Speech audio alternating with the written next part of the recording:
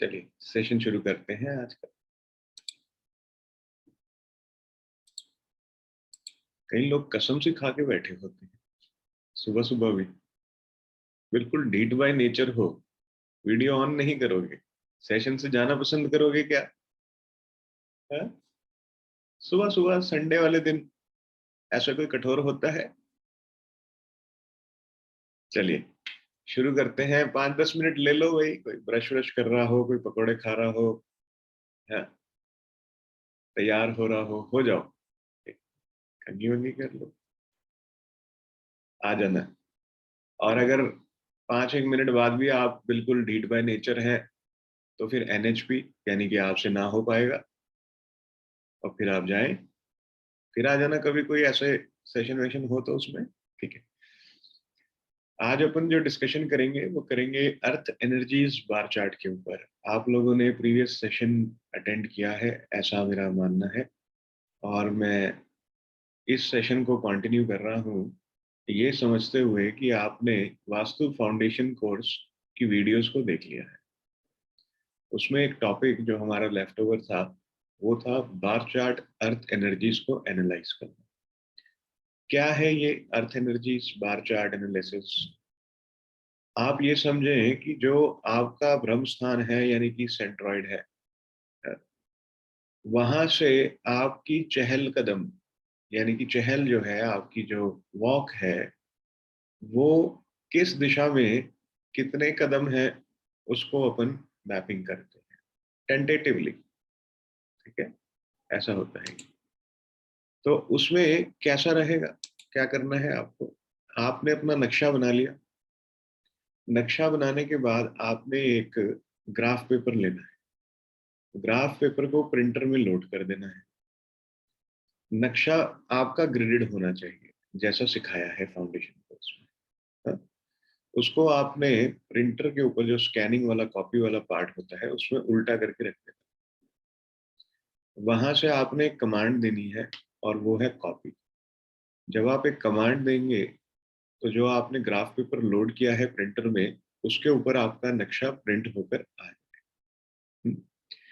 सबने graph paper तो देखा है ना कैसा होता है? उसमें वो छोटे छोटे 4 खानों का एक बड़ा खाना बना होता है।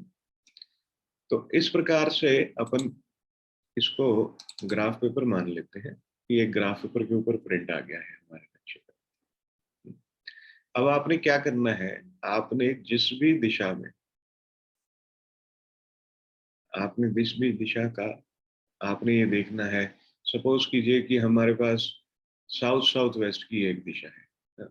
अब हमने यहाँ पे ये साउथ हो गया, ये साउथ साउथ वेस्ट हो गया। यहाँ पे हमने एनालाइज करना है कि एनर्जीज कैसी हैं, बढ़ी हुई हैं या घटी है।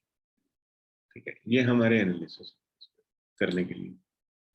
तो आप क्या करेंगे, आप पहले तो इसके कॉन्सेप्ट को समझ लीजिए। कॉन्सेप्ट क्या है?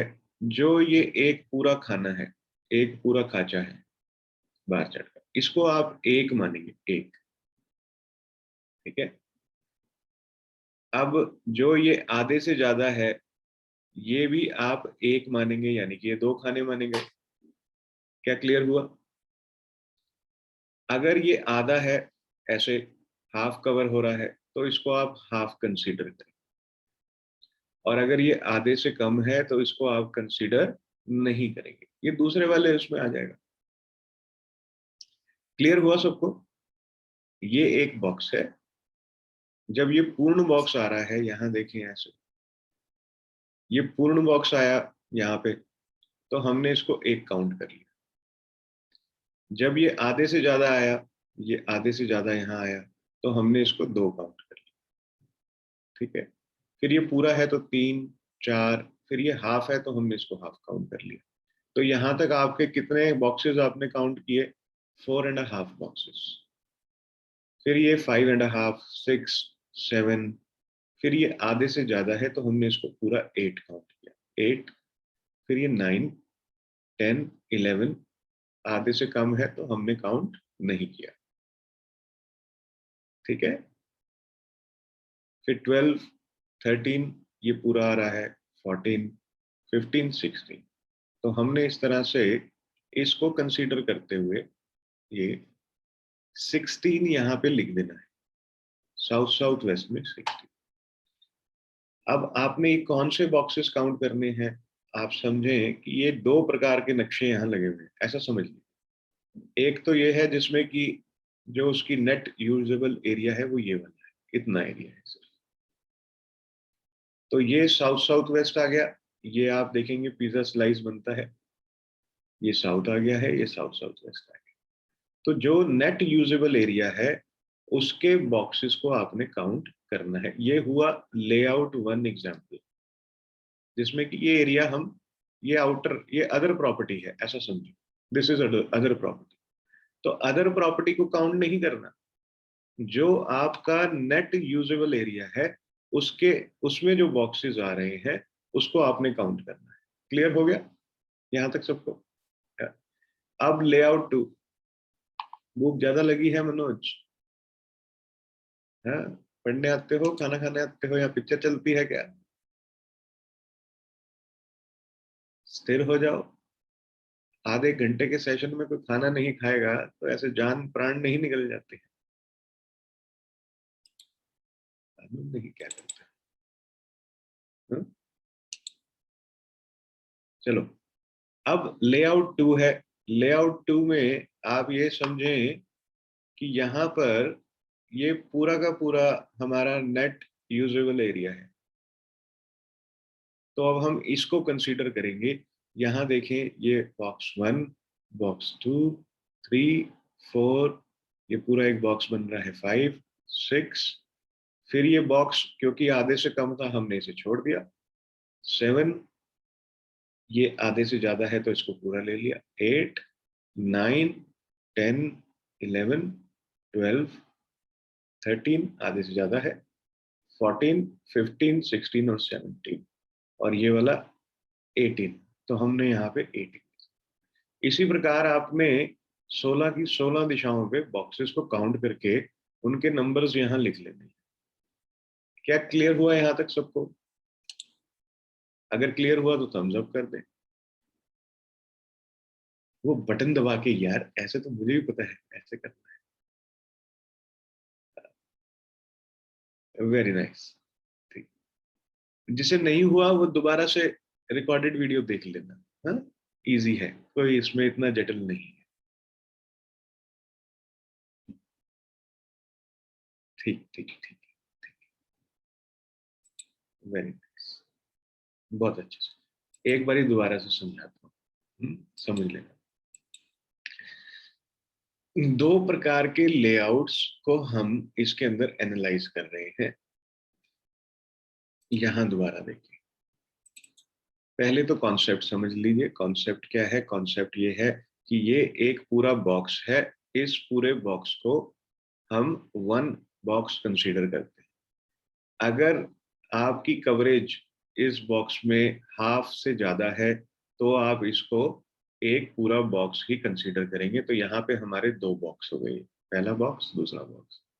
अगर ये 50% भी है तो आप इसको हाफ कंसीडर कर लेंगे, तो ये 2.5 हो गए। 50% से कम है तो इसको कंसीडर नहीं किया जाएगा, आप इसे कंसीडर नहीं करेंगे। अब इसको यहां समझे आप, ये एक बॉक्स है, ऐसा समझिए कि अभी के लिए मैं आपको थोड़ा सा और इसके अंदर इजी तरीके से समझाता हूँ। ये जो ये वाला टेरिटरी है, ये नेट आपकी टेरिटरी है, जिसके अंदर कि आपको, एक सेकंड दीजिए जरा, एक सेकंड बस।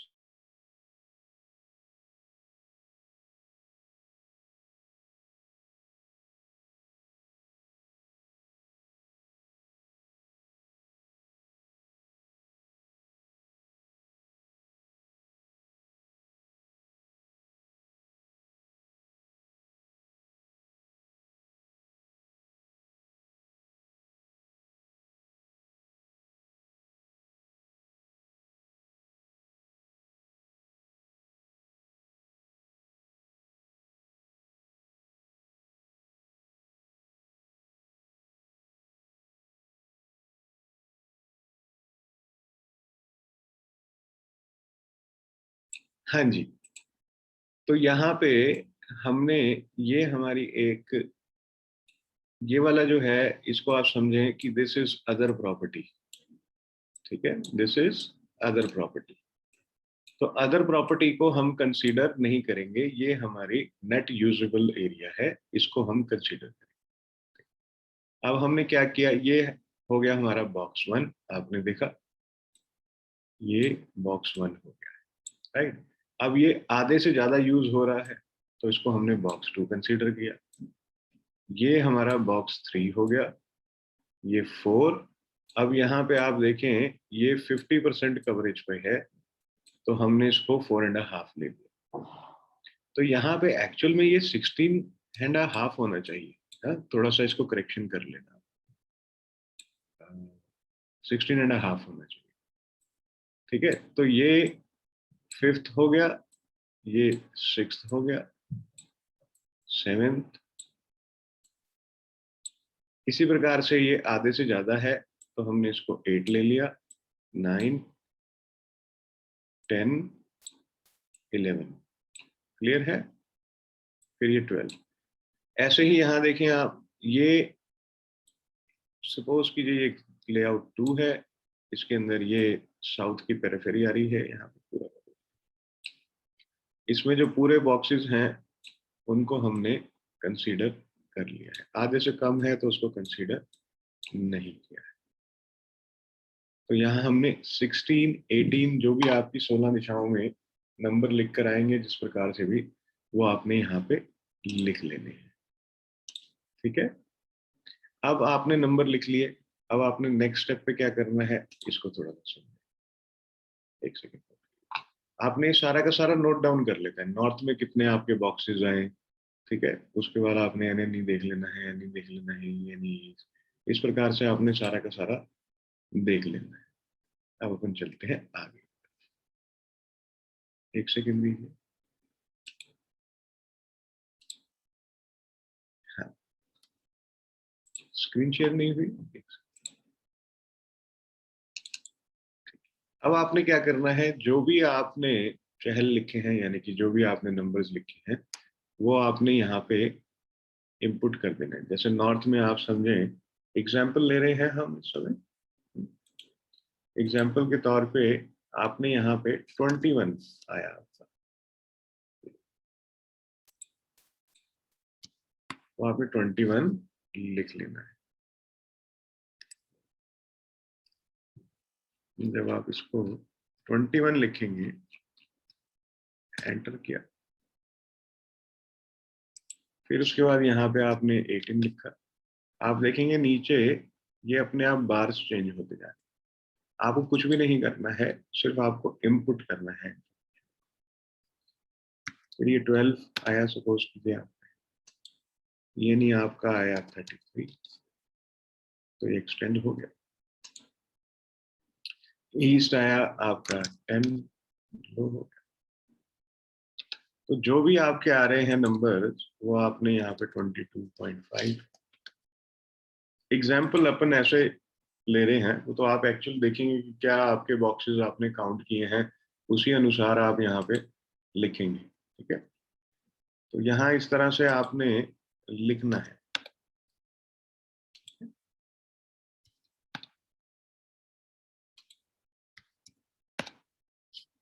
तो ये आपके 16 दिशाओं का अर्थ एनर्जीज बार चार्ट बन जाएगा। इसका प्रिंट लेना हो तो यहाँ बार चार्ट पे क्लिक किया और ये आपका जोनल स्ट्रेंथ आ गई। अब इसके एनालिसिस कैसे करने हैं इसको थोड़ा सा आप समझें। ये जो रेड लाइन ऊपर की आ रही है इसको हायर एनर्जी लाइन बोलते हैं, ये वाली जो है नीचे वाली सबसे नीचे बॉटम में जो है इसको लोअर एनर्जी लाइन बोलते हैं, और जो मध्य में है इसको एवरेज एनर्जी लाइन। जो भी बार आपके हायर और लोअर के बीच में आ रहे हैं वहां आपको किसी प्रकार की छेड़छाड़ करने की आवश्यकता नहीं है। जो हायर एनर्जी लाइन से ऊपर चले जाते हैं, जैसे कि आप देखें ईएनई में, अब आप देखेंगे एनर्जी एक्सटेंडेड है। हम्म? अब ईएनई आप अपने चक्र में देखें, सब लोग वास्तु चक्र में ईस्ट ऑफ नॉर्थ ईस्ट की जो दिशा है इसका गुण धर्म अपन देखते हैं क्या है। यहाँ पे आपने देखा east of north east higher energy line से ऊपर चला गया है। ईस्ट ऑफ नॉर्थ ईस्ट का जो गुणधर्म है वो है फन एंड रिक्रिएशन, यानी कि इस घर में रहने वाले व्यक्ति अपने पैसे को ज्यादा से ज्यादा स्पेंड करते होंगे मौज मस्ती के लिए, या फन एंड रिक्रिएशन के लिए बहुत ज्यादा क्रेव्ड होंगे, ऐसा हो सकता है। अब क्योंकि ये एक्सटेंडेड है, अब इसको बैलेंस कैसे करना है, इसकी क्या रेमेडी होगी?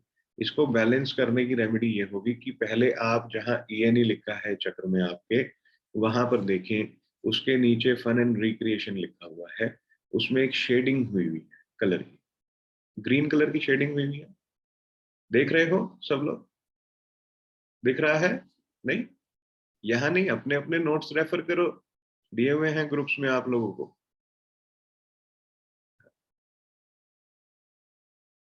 सेशन में तो पढ़ने आए हो, तो नोट्स लेके बैठा करो।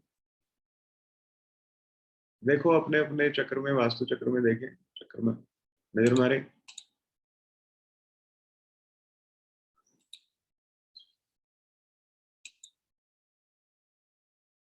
वहां पे आपको जो शेडिंग हुई हुई है ग्रीन कलर की, यानी कि जो तत्व है, जो एलिमेंट है वहां पे, वो कौन सा प्रोमिनेंट है? वो एयर एलिमेंट है। अब एयर एलिमेंट बढ़ा हुआ है, तो इसको कैसे स्टेबलाइज करेंगे? यहाँ पे जो इसका चाइल्ड एलिमेंट है उसको थोड़ा ऐड कर दें, हल्का वायलेट कलर ऐड करने से। चाइल्ड एलिमेंट कौन है एयर का? फायर। फायर के कलर्स क्या है? Red, orange, violet. रेड को बहुत ज्यादा इस्तेमाल नहीं करना, वॉयलेट ऐड कर लो। ठीक है? क्लियर हुआ? समझ में आया कैसे बैलेंस करना है? तो चाइल्ड को पेरेंट के पास लेकर जाओ। अभी एग्जाम्पल के तौर पे समझें, देश काल परिस्थिति अनुसार, कि बच्चा लोगों को जब भी कुछ चाहिए होता है तो वो किसकी पूंजी में से ले जाते हैं? पेरेंट्स की। तो पेरेंट्स की पूंजी कम हो जाती है ना? तो अगर चाइल्ड पेरेंट के पास जाएगा तो उसके जो पूंजी है, उसकी जो वेल्थ है, उसमें थोड़ा सा कमी कर देता है, ले लेते हैं कुछ। भूखी टाइप पब्लिक है आजकल, खुद से कमाना नहीं, करना नहीं है। क्या क्लियर हुआ यहाँ तक सबको? अब आगे एक और एग्जांपल लेते हैं हम। यहाँ देखेंगे आप कि इधर वेस्ट ऑफ साउथ वेस्ट, ये भी ठीक है, ये जितने भी आ रहे हैं हायर और लोअर के बीच में ये ओके है। वेस्ट में आप देखें तो बार जो है आपको दिखाता है कि ये लोअर एनर्जी लाइन से भी नीचे है, और वेस्ट की दिशा का गुणधर्म है प्राप्तियों का। तो अब क्या हो रहा होगा? जब हम इनकी एफआईआर, यानी कि जब इनकी एनालिसिस कर रहे होंगे और इनकी पीड़ाओं को देखेंगे कि क्या क्या इनको हर्डल्स आ रहा है लाइफ में, उसमें आपको ये दिखेगा कि ये कह रहे हैं कि डिजायर्स फुलफिल नहीं हो रही है। चाहे कितना भी पैसा आ रहा हो, जितना भी कैश फ्लो हो रहा हो, लेकिन अल्टीमेटली इनकी डिजायर्स की पूर्ति नहीं हो रही है। ये जरूर उसके अंदर होगा, क्योंकि बार चार्ट बताएगा। अल्टीमेटली तो जो अर्थ एनर्जीज हैं उन्हीं का ही प्रभाव आपके मस्तिष्क पर हो रहा है, और वैसे ही केमिकल रिएक्शंस के करते आप या तो उस जो आयाम है उसको भोग रहे होगे, या उसका अभाव फील कर रहे होंगे जीवन में। तो अगर वेस्ट आपका बैलेंस नहीं है, एनर्जी कम है वहां पे, तो हमें क्या उपचार करना है? वेस्ट के नीचे देखें, गेन्स एंड फुलफिलमेंट लिखा हुआ है, वहां पे वाइट शेडिंग हुई हुई, और इसका मतलब ये हुआ कि इसका एलिमेंट जो है वो स्पेस एलिमेंट हुआ। स्पेस एलिमेंट को जो पेरेंट है वो ऐड कर दो वहां पे। स्पेस का पेरेंट कौन है? अर्थ है। तो हल्का येलो कलर ऐड करने से ये जो एलिमेंट है ये एनहेंस हो जाएगा। क्लियर हुआ? पेरेंट को चाइल्ड के पास भेजा तो चाइल्ड की वेल्थ में इंक्रीज हुआ, एनर्जी उसकी बढ़ गई, और चाइल्ड को पेरेंट के पास भेजा तो एनर्जी डाउन हो गई। एक और तरीके से समझे इसको, जो भी एलिमेंट है उसके आगे वाले एलिमेंट को अगर उसमें ऐड कर दो प्रेजेंट एलिमेंट में, तो वो उसकी एनर्जी को एग्जॉस्ट करता है, कम कर देता है। और जो प्रीवियस एलिमेंट है वो प्रेजेंट एलिमेंट में अगर आ जाता है तो उसकी एनर्जी को एनहेंस करता है। क्लियर हो गया? बड़ा सिंपल फंडा है। एलिमेंट क्या है? वाटर, एयर, फायर, अर्थ, स्पेस। ये आपने फाउंडेशन में पढ़ लिया है, ऐसा मेरा मानना है। हाँ। और अगर आपने नहीं पढ़ा है तो वीडियोस आपके पास ग्रुप में है, जाके देखें उसको, उसमें सारा डिटेल में बताया है। वाटर, एयर, फायर, अर्थ, स्पेस। अब और एक देख लेते हैं आगे कुछ और। यहां देख, ये भी, ये सारे का सारा जो है स्पेस एलिमेंट आ जाता है। West, south west, west, W N W, N W, N N W देख लेते हैं। अब ऐसा समझ लेते हैं कि हमने ये बार चार्ट बनाया है और ये बार चार्ट किसी व्यापारी आदमी का है, यानी कि उसके व्यापार का है, जहां पे वो बैठ के व्यापार कर रहा है। ये रेजिडेंशियल नहीं है, इसको कमर्शियल में भी थोड़ा सा समझने की कोशिश कर लेते हैं। ठीक है? अगर एन एन डब्ल्यू की दिशा कम है, यहाँ देखेंगे दिशा बल, अर्थ एनर्जी बार चार्ट को हिंदी में दिशा बल कहा जाता है। तो लोअर एनर्जी लाइन जो है उससे नीचे है एन एन डब्ल्यू और एन डब्ल्यू भी। अब अगर एन डब्ल्यू और एन एन डब्ल्यू आपकी एनर्जीज लोअर एनर्जी लाइन जो है उससे भी नीचे है, तो इसका मतलब ये होगा कि इनकी जो पीड़ाएं होंगी उसमें ये लिखा होगा कि मुझे मेरे क्लाइंट से पेमेंट की रिकवरी में सपोर्ट नहीं मिलता है, दिक्कत आ रही है। और दूसरा, इनकी एक एफआईआर ये भी हो सकती है कि अपना माल, जो भी फाइनल प्रोडक्ट है, वो बिक नहीं रहा। लोग देखने तो आ रहे हैं लेकिन कॉन्ट्रैक्ट साइन नहीं हो रहा है या ऑर्डर्स नहीं आ रहे हैं। क्या बात समझ में आई? क्यों? नॉर्थ वेस्ट की जो दिशा है वो सहयोग की, बैंकिंग की और आपकी क्रेडिबिलिटी की दिशा है। अब क्या है इसके अंदर? नॉर्थ वेस्ट से 180 डिग्री पे सामने की तरफ आप नजर डालें, साउथ ईस्ट आ गया। अगर हम इस बार चार्ट को कंसीडर कर लेते हैं, व्यापारिक बार चार्ट है, तो यहाँ साउथ ईस्ट जो है लोअर एनर्जी लाइन से थोड़ा ऊपर है, ज्यादा भी नहीं है। अगर मैं ऐसा समझ लूं कि ये पूरा ऊपर हो, यहाँ पे बिल्कुल एवरेज लाइन पर भी आ गया हो, तो इसका मतलब एनर्जी बैलेंस है। अपन एक वो समझ लेते हैं एग्जांपल के तौर पे कि इसकी एनर्जी फुल बैलेंस है। पर क्योंकि नॉर्थ वेस्ट डिस्टर्ब है, जो उसके 180 डिग्री पे आता है, तो वो साउथ ईस्ट के जो एट्रीब्यूट्स हैं, जो अग्नि कोण के आयाम हैं, उनको भी प्राप्त करने में विरोध पैदा करेगा। कैसे? आपने कहीं पे उधार दे दिया और कैश जब आपका आना है, साउथ ईस्ट की दिशा का आयाम जब आना है, तो वहां पे वो व्यक्ति आपकी बिलिंग को क्लियर नहीं कर रहा है ऑन टाइम। और जब आप उसको फोन करते हैं तो वो या तो आपको कोई बहाना दे देता है या वो व्यक्ति आपके फोन ही नहीं उठा रहा है। दोनों ही स्थितियों में वो नॉर्थ वेस्ट का जो जोनल स्ट्रेंथ, जो दिशा बल कम है, उसका इफेक्ट दिख रहा है कि वो सपोर्ट नहीं कर रहा। क्या बात समझ में आई? नहीं आई? साउथ ईस्ट के सामने बिल्कुल 180 डिग्री पे आप साउथ ईस्ट से, ब्रह्म स्थान से होते हुए नॉर्थ वेस्ट की तरफ ही जाएंगे अगर एक लाइन ड्रॉ करते हैं तो, है ना? नॉर्थ वेस्ट सपोर्ट है, साउथ ईस्ट पैसा है, रिकवरीज है। आपकी रिकवरीज नहीं हो रही है क्योंकि सामने वाला सपोर्ट नहीं कर रहा है। सपोर्ट इसलिए नहीं कर रहा है क्योंकि बार चार्ट बोल रहा है दिशा बल में दिशा की जो स्ट्रेंथ है वो कम है। तो जिस लेवल का वो सपोर्ट करना चाहिए वो नहीं कर रहा है, कम कर रहा है। तो जैसे ही आप नॉर्थ ईस्ट को एनहेंस करेंगे, रेमेडीज यूज कर सकते हैं। क्या कर सकते हैं वहां? या तो एक वाइट बल्ब लगा लीजिए जो उसका खुद की दिशा का कलर है, येलो लगा लीजिए उसको और एनहेंस करने के लिए क्योंकि उसका पेरेंट है। कोई कीलक यूज कर लीजिए, हेलिक्स यूज कर लीजिए, दंड यूज कर लीजिए, वायव्य कोण का, इसका इस्तेमाल कर लीजिए। कोई येलो कलर ज्यादा ऐड कर लीजिए, कोई येलो फ्लावर्स रख दीजिए वहां पे, कोई येलो पेंटिंग लगा दीजिए। क्लियर हुआ कैसे करना है? आपके जो इनवॉइसेस हैं, जो भी आपकी पेंडिंग इनवॉइसेस हैं, उनको आप नॉर्थ वेस्ट में रख दीजिए। तो इस प्रकार से आप इस पर्टिकुलर दिशा के बल को इम्प्रोवाइज कर सकते हैं, एनहेंस कर सकते हैं। पर इनवॉइसेस वगैरह तभी रखना जब आप ये येलो कलर ऐड कर, पेरेंट को ऐड कर। ये एक एग्जांपल है, सब जगह येलो कलर नहीं ऐड कर देना,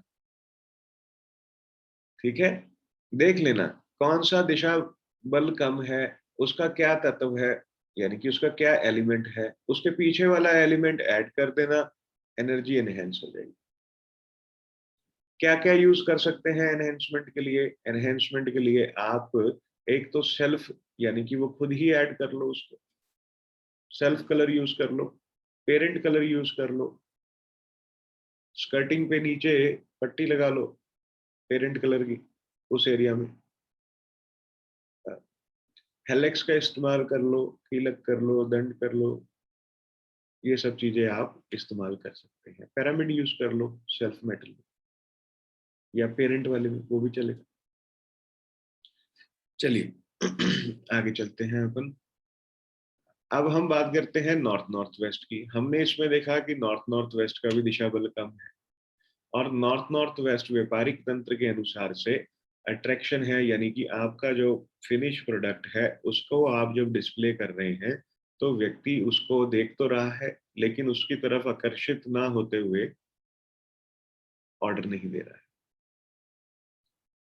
तो उसकी पैकिंग इतनी सुंदर हो कि कोई भी देखे, और देखकर पैकिंग और प्रोडक्ट दोनों ही होता है, खाली पैकिंग नहीं, अपन चाइनीज माल थोड़ी बेच रहे हैं, है ना? तो packing and product both should be qualitative, पहली चीज ये है। तो कई बार प्रोडक्ट बहुत अच्छा होता है, लेकिन उसकी प्रेजेंटेशन इतनी अच्छी नहीं होती है कि सामने वाला व्यक्ति कहे वाओ, ये तो हमारे पास होना चाहिए। तो इसीलिए packing and product should be lucrative, it should be attractive, इतना सुंदर हो कि व्यक्ति उसको ले ले। उस प्रोडक्ट को नॉर्थ नॉर्थ वेस्ट में रखने से आपको या तो बोध आ जाएगा कि इसको और अच्छे से कैसे करना है, या वही प्रोडक्ट बिकना शुरू। कोई भी माल, कोई भी स्टफ, प्रोडक्ट, स्टॉक जब नहीं बिक रहा होता है तो उसकी प्रेजेंटेशन, उसकी एग्जीबिशन नॉर्थ नॉर्थ वेस्ट में करते हैं, और स्टॉक को स्टैटिक कर देते हैं ईस्ट में, तो प्रोडक्ट बिकना शुरू हो जाता है। क्लियर? ईस्ट में क्यों स्टैटिक कर देते हैं? क्योंकि ईस्ट की जो दिशा है वो कनेक्शन की है, ताकि आपके प्रोडक्ट के साथ सामने वाले व्यक्ति का एक कनेक्शन इस्टेब्लिश होगा, तभी तो वो व्यक्ति उसकी तरफ आकर्षित होगा और उसे खरीदेगा। क्लियर हुआ? आप कोई भी चीज खरीदते हैं तो सबसे पहले आपका कनेक्शन इस्टेब्लिश होता है उस चीज के साथ। आप एक, आप ऐसे समझे कि स्केचर के शूज लेने जा रहे हैं। अब स्केचर के जो शूज हैं वो उसमें अलग अलग आपको कलर दिखेंगे, वो एक चीज अलग है, लेकिन स्केचर ब्रांड के साथ आपका एक कनेक्शन इस्टेब्लिश हुआ है। फिर उसके बाद आप देखते हैं कि कौन से वेरिएंट को आपको बाई करना है, स्पोर्ट्स वेरिएंट करना है या वॉकिंग वेरिएंट करना है, कंफर्ट, कैनवस, कौन सा वेरिएंट आपको उसके अंदर लेना है। तो अकॉर्डिंगली आप अपने सिलेक्शन, अपनी रिक्वायरमेंट के हिसाब से आप वहां से उस स्टॉक में से वो प्रोडक्ट लेते हैं। लेकिन प्रोडक्ट तभी लेते हैं जब आप स्केचर के साथ कनेक्टेड होते हैं over Adidas, Bata, liberty and other products और ब्रांड्स। क्लियर हुआ ये बात? तो पहली चीज तो ये है कि कनेक्शन होना चाहिए। आप समझें कि आप लोग कहीं किसी इंस्टीट्यूट में पढ़ते हैं तो सबसे पहले क्या है? सबसे पहले आपका उस इंस्टीट्यूट के साथ कनेक्शन है। Connection could be in the form of advertisement, आपने देखा, आपको अच्छा लगा, आपको कंटेंट समझ में आया, आपका कनेक्शन इस्टेब्लिश हो गया कि हाँ अपनी इस चीज को सीख सकते हैं, है ना? फिर दूसरा, फिर क्या सीखना है वो आपकी नीड है, उसके अकॉर्डिंगली आप सीखते हैं। किसी को वास्तु सीखना है, किसी को एस्ट्रो सीखना है, किसी को न्यूमरो सीखना है, किसी को एस्ट्रो वास्तु सीखना है, किसी को इंट्यूटिव सीखना है, किसी को इंडस्ट्रियल, किसी को कमर्शियल, आपकी कितनी रिक्वायरमेंट है, क्या बेनिफिट है आपकी, अकॉर्डिंगली आप उसको लर्न करते हैं। अगर आपको करना है, सपोज कीजिए अपने घर का वास्तु करना है और बड़े मजे से बस अपने मित्रों का करना है, थोड़ा भले वाली फीलिंग है, expert is enough, more than enough. और अगर आपको इसको कमर्शियल भी लेके जाना है तो आप इसको इंडस्ट्रियल सीखते हैं, आप कमर्शियल सीखते हैं, एस्ट्रो वास्तु, न्यूमरो वास्तु सीखते हैं। अगर आपको सिर्फ कुंडलियों के एनालिसिस करने हैं, वैदिक एस्ट्रोलॉजी मोर देन इनफ। आपको उसमें रेमेडियल पार्ट भी सीखना है तो कृष्णमूर्ति पद्धति बहुत अच्छी है रेमेडीज के लिए, ये भी है। और आपको वेस्ट वास्तु भी आ गया और आपको एस्ट्रोलॉजी भी आ गई। अब आपको इसका कॉम्बिनेशन देखना है। कॉम्बिनेशन क्यों देखना है? कॉम्बिनेशन इसलिए देखना है कि आप, गॉड ब्लेस यू, ये समझें कि आप एक मल्टी स्टोरी बिल्डिंग में रहते हैं और उस मल्टी स्टोरी बिल्डिंग के नॉर्थ ईस्ट में डब्ल्यूसी है। अब अगर ग्राउंड फ्लोर पे डब्ल्यूसी है नॉर्थ ईस्ट के, तो ऊपर तक 25 माले तक नॉर्थ ईस्ट में डब्ल्यूसी ही होगा। स्ट्रक्चर फिक्स होता है अपार्टमेंट्स का। अब ऐसा तो है नहीं कि अगर नॉर्थ ईस्ट में ग्राउंड फ्लोर वाले के डब्ल्यूसी है और सभी को अल्सर, ट्यूमर, कैंसर होने वाला है, ऐसा कभी भी नहीं होता है, इसका ध्यान रखिए। अगर ये कहा गया कि नॉर्थ ईस्ट का टॉयलेट क्रॉनिक डिजीजेस देता है, उसमें कंडीशन है, और वो ये है कि प्लैनेट ट्रिगर करना चाहिए। अगर प्लैनेट ट्रिगर नहीं करता है तो सालों साल तक नॉर्थ ईस्ट में डब्ल्यूसी होता है, कोई न्यूरो इश्यूज नहीं होते किसी को। और जैसे ही प्लैनेट ट्रिगर करता है तो न्यूरो इश्यूज या कोई भी क्रॉनिक इशू क्रिएट हो जाता है। क्या इशू क्रिएट होता है? It all depends on Jupiter and Ketu. अगर जुपिटर ट्रिगर करता है तो उस व्यक्ति को ट्यूमर, अल्सर, इस प्रकार का कोई डिजीज होता है। अगर केतु करता है तो उसको मानसिक संतुलन हिल जाता है। तो क्योंकि आपको वास्तु और एस्ट्रोलॉजी दोनों के कॉम्बिनेशंस देखने हैं कि ट्रिगर करेगा भी, आएगी भी महादशा की नहीं आएगी इसके जीवन में। अगर नहीं आएगी तो नॉर्थ ईस्ट का टॉयलेट पीड़ा नहीं देगा, सिंपल एज दैट। फिर खामखा किसी के घर जाके उसे डराने की जरूरत नहीं है। किसका देखेंगे चार्ट? जो डिसीजन मेकर होता है, जो घर का हेड होता है, उसके ऊपर नॉर्थ ईस्ट के डब्ल्यूसी का सबसे ज्यादा इम्पैक्ट होता है। Head of the family. क्यों हेड? इसलिए क्योंकि नॉर्थ ईस्ट का जो पार्ट है, जब आप वास्तु पुरुष मंडल को देखते हैं तो वो हेड है वास्तु पुरुष का। तो जब भी नॉर्थ ईस्ट में पीड़ा होगी, majorly head of the family impacted होता है, मेजर केसेस। एक्सेप्शनली जब प्लैनेट किसी का, जो लोग रह रहे होते हैं, ट्रिगर कर देता है तो पीड़ा देगा। क्लियर? अब हमने ये समझा कि बार चार्ट की क्या रिलेवेंस है। आप चाहें तो रिवर्स बार चार्ट एनालिसिस के माध्यम से भी आप इस चीज को लिख सकते हैं कि इस व्यक्ति के जीवन में क्या क्या पीड़ाएं या हो रहा होगा। जैसे अपन कुंडली देखते हैं, कुंडली में हम एक स्काई शॉट ले लेते हैं, कुंडली बन के आती है, फिर अपन देख लेते हैं बृहस्पति कहाँ है, बुध कहाँ है, केतु कहाँ है, शुक्र कहाँ है, राहु कहाँ है, मंगल कहाँ है, कौन से हाउस में बैठे हैं, किसको एस्पेक्ट कर दे रहे हैं, क्या हो रहा होगा। एक प्रोबेबिलिटी अपन बना लेते हैं, लिख लेते हैं कि ऐसा हो रहा होगा जीवन में, है ना। ऐसे ही आप बार चार्ट को देखकर, अभी नक्शा नहीं, खाली बार चार्ट भी देख लेंगे तो भी आप उसकी पीड़ाओं को पढ़ने से पहले एक एक एक लाइनर लिख सकते हैं कि ऐसा हो रहा होगा, ऐसा हो रहा होगा, ऐसा होगा। कैसे? इसको थोड़ा समझते हैं। यहाँ देखिए, इधर देखिए। अब आप ये समझे, यहाँ हम देखते हैं नॉर्थ ईस्ट का बैलेंस है, तो यानी कि अपॉर्चुनिटीज आ रही होंगी, अपॉर्चुनिटीज आ रही होगी। अब यहाँ पे आप देखिए ईएनई बढ़ा हुआ है, ईएनई बढ़ा हुआ है तो यानी कि जीवन के अंदर फन और रिक्रिएशन के लिए क्रेव कर रहे होंगे, क्योंकि बढ़ा हुआ है। उसका जो आयाम है, ईस्ट ऑफ नॉर्थ ईस्ट का जो आयाम है, उसका इनको अभाव होगा जीवन में। अब यहाँ देखिए साउथ बड़ा हुआ है, चाहे थोड़ा सा ही बड़ा हुआ है पर बड़ा तो हुआ है, डिस्टर्ब तो है ही एनर्जी।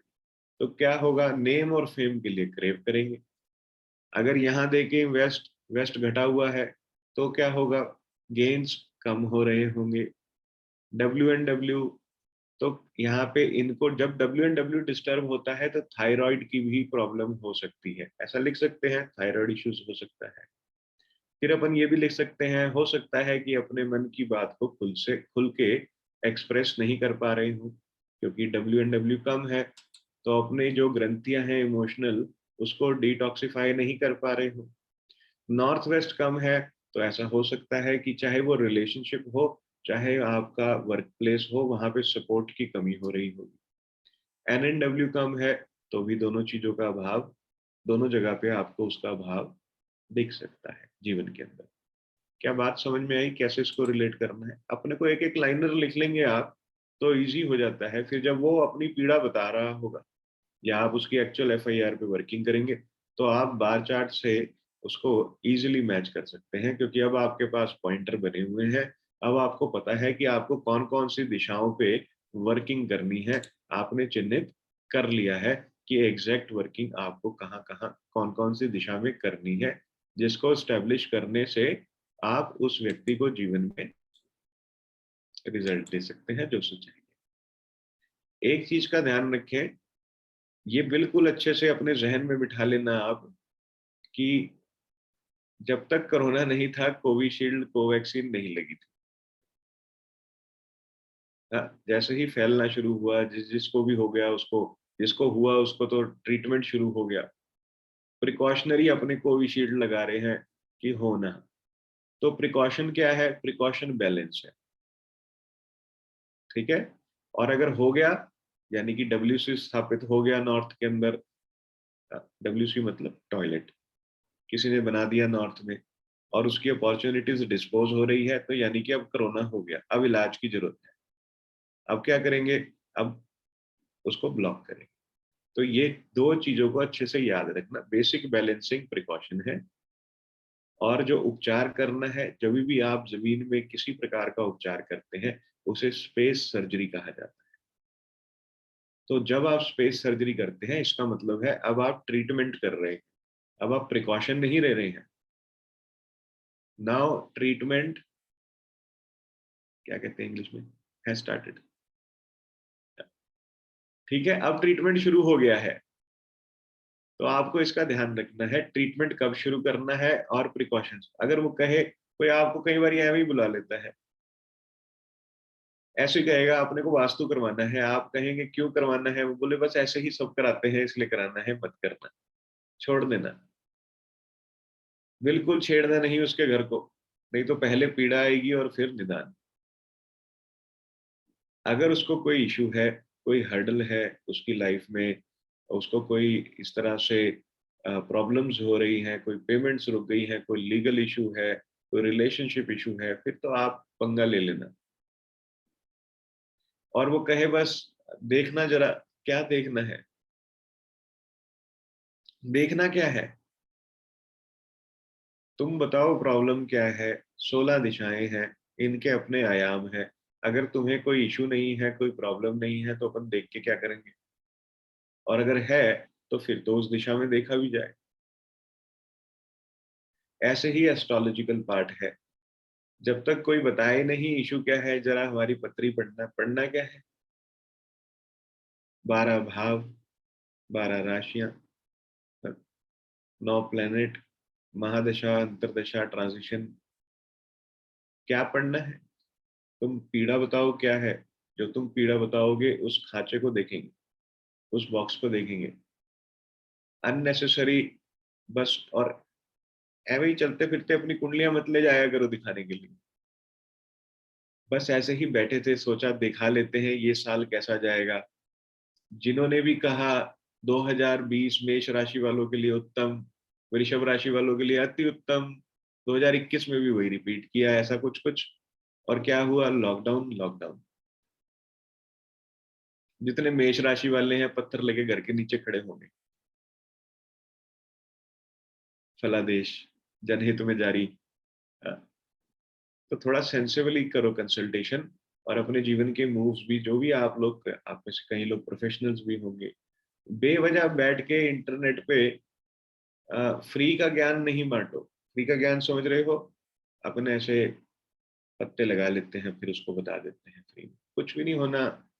फेसबुक वाली जो जनता है, तुम्हें ये बता देता हूँ, 500 रुपए 1000 रुपए वाली है मेजरली, वो भी शायद ना ही दे।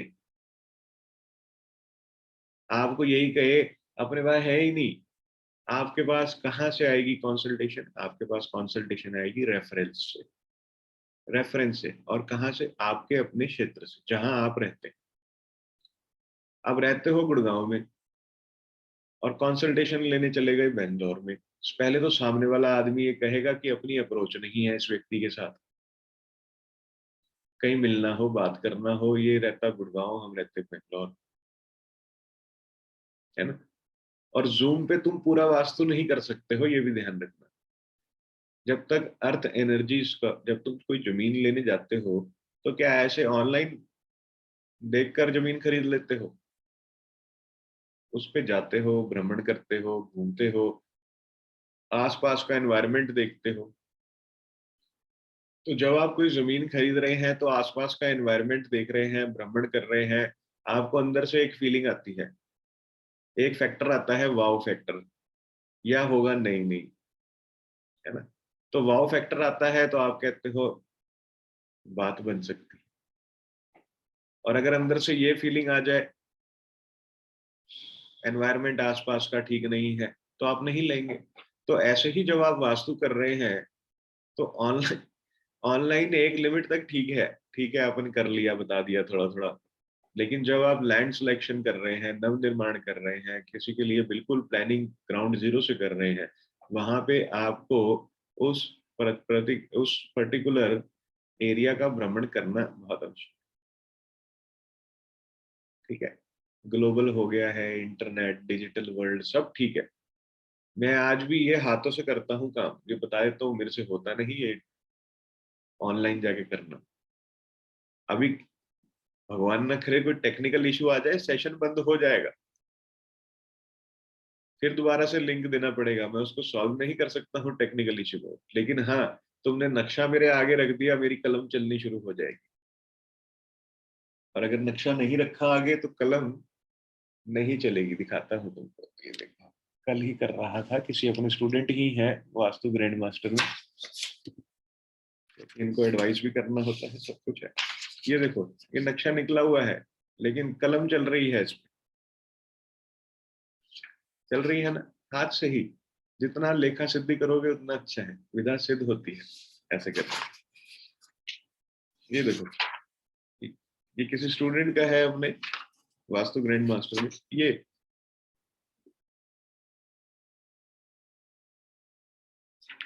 By hand. जितना अच्छे से तुम वर्किंग कर सकते हो एक कंप्यूटर पे। आज भी मैं जानता हूँ ऐसे बड़े बड़े लोगों को जो बही खाते हाथों से ही बनाते हैं, चाहे जितना मर्जी टैली आ गया, वही वाउचर डलते हैं डेबिट और क्रेडिट के कंपनियों में। और मैं भी उन्हीं में से ही हूँ। अगर मुझे अकाउंट्स करना है तो मेरे को ये ऑनलाइन समझते में नहीं आता है, मैं अपनी नोटबुक निकालता हूँ, उसके ऊपर लिखना शुरू कर देता हूँ, क्या आया, क्या गया, क्या बचा, कहाँ गया। छोटी सी एक डायरी रखी होती है, उसमें लिखता रहता हूँ। तो आप जब भी वर्किंग करें, आप बेशक क्लाइंट को एक प्रोफेशनल रिपोर्ट बनाने के लिए ऑनलाइन वो सब जो भी कुछ दिखावाबाजी है वो अपन बाद में कर सकते हैं, लेकिन अपनी वर्किंग इस तरह से जरूर करें। उससे दो चीजें हो जाएंगी कि जब आप ऑन साइट जाएंगे तो साइट पर जाकर आपको ये इजी रहता है, और एक बार जब आपने अपने हाथ से कोई चीज लिख ली है तो आपको याद रहता है कि कहाँ पे क्या उच्चार करना है, क्या नहीं करना है। इसका आप ध्यान रखें विशेष। ठीक है, एक एक चीज, जैसे वो 16 दिशाओं की थी, ये उसकी एंट्रेंसेस की वर्किंग है, एक एक चीज बाय हैंड है। अब वो डिजिटल इसलिए करते हैं क्योंकि अभी क्लाइंट को बड़ी सी कोई ऐसे किताब की तो देनी होती है दिखावे के लिए उसके, है ना। पर एक्चुअल मामला बस इतना सही है, एक पेपर पे, दो पेपरों पे आप वर्किंग करते हैं हाथ से, और फिर उसको लेकर जाते हैं, उसको रेफर करते हैं, और साथ में उपचार करते हैं, and it works very well. क्योंकि जो आप अपने हाथ से लिखते हैं वो आपको याद रहता है। पेपर खो भी गया तो भी 10 साल बाद, 15 साल, 12 साल बाद भी आपको याद रहेगा कि आपने वहां पे क्या उपचार किया। पर डिजिटल मीडिया, डिजिटल प्रिंटिंग वाला मामला बीच में रहता है। डन। अब अपन आगे चलते हैं, रेमेडीज के ऊपर बात करते हैं। रेमेडीज की सेशन के लिए आपको मैं 5 से 10 मिनट का ब्रेक देता हूँ। आप कोई चाय कॉफी पी ले इसके अंदर। बार चार्ट क्लियर हो गया सबको? एक बॉक्स को एक काउंट करना है, आधे से ज्यादा है उसको भी एक बॉक्स पूरा काउंट कर लेना, आधा है उसे आधा काउंट कर लेना, आधे से कम है उसे कम काउंट कर, उसको नहीं काउंट करना। बस काउंट किए खांचे, उसके बाद जो दिशा है उसके ऊपर वो नंबर लिखा, 16.5, 18, 17 जो भी आया। उसके बाद आपने ये एक्सेल शीट में इंपुट किया। इंपुट करने के बाद आपका बार चार्ट बन के आ जाता है।